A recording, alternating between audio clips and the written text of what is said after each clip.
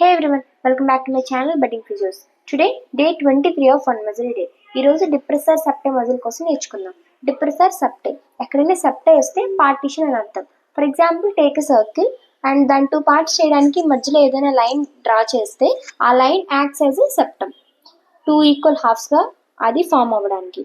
అలాగే నాజల్ క్యావిటీలో కూడా అంతే, 2 ఈక్వల్ పార్ట్స్గా ఫామ్ అవ్వడానికి ఒక సెప్టమ్ హెల్ప్ చేస్తే దాన్ని septum nasal septi or the muscle which divides the 2 portions, that is depressor septai ala pilustaru. Next, it is arises from the maxilla but at the medial incisor inserts on the nasal septum and now supplies facial nerve.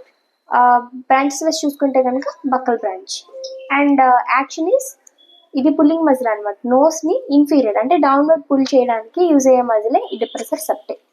Thank you for watching and follow for more.